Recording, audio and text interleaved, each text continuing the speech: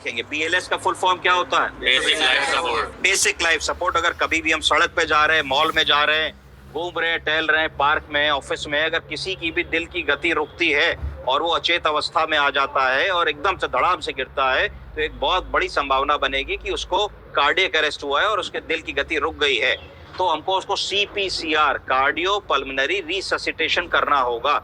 इसको समझने के लिए 5 स्टेप्स हैं। पहला स्टेप क्या है? Scene safety. Scene safety. कि अगर मान लीजिए व्यक्ति वॉशरूम में कोलैप्स करे हैं, कुर्सी पे बैठे कोलैप्स करे हैं, तो एक समतल जगह पे उनको लिटा लेंगे। अगर कॉलर टाई लगाई है तो उसको खोल लेंगे, बटन अनबटन कर लेंगे, जूता उतार देंगे, सीन सेफ्टी क्रिएट कर लेंगे। ये सारा काम 6 सेकंड के अंदर करना है। दूसरा बताइए?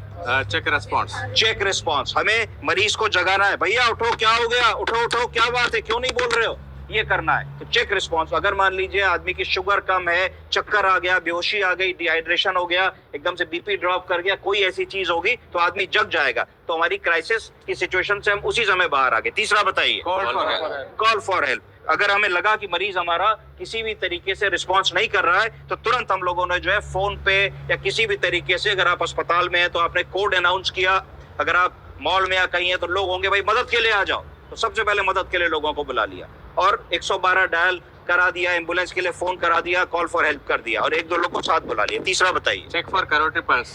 Check for carotid and respiration.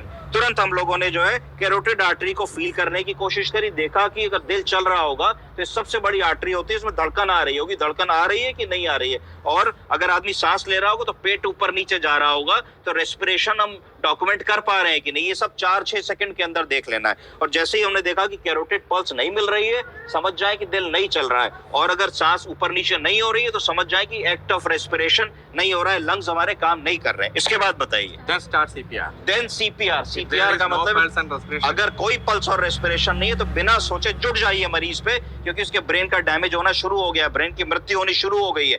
CPR करना है, कार्डियो पल्मोनरी रिससिटेशन। तो कार्डियो पल्मोनरी रिससिटेशन कैसे होता है? हम लोगों को स्टर्नम के ऊपर ऐसे करके घुटनों से बैठ जाना, 1 2 3 4 5 6 7 8 9 10 11 12 13 14 15 16, 2 बार कीजिए।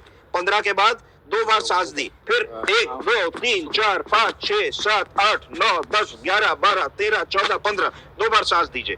इस तरीके से हमको करना है। तो हमको हर मिनट पे 100 से 120 कंप्रेशंस देने हैं, यानी कि हर 15 सेकंड पे 30 बार कंप्रेशन चाहिए चेस्ट को।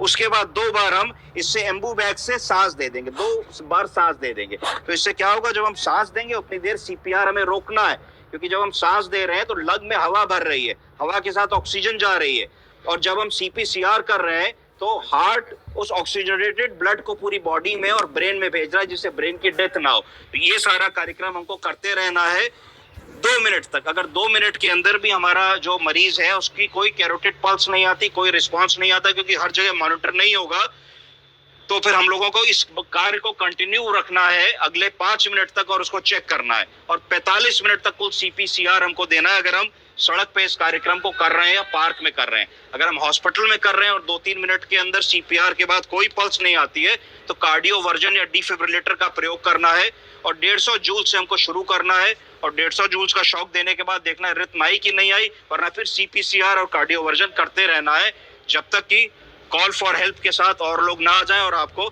एक निश्चित आगे की प्रक्रिया ना शुरू हो जाए। इसको कहते हैं BLS। क्या कहते हैं? इतना हम सबको आना चाहिए। ठीक है, थैंक यू।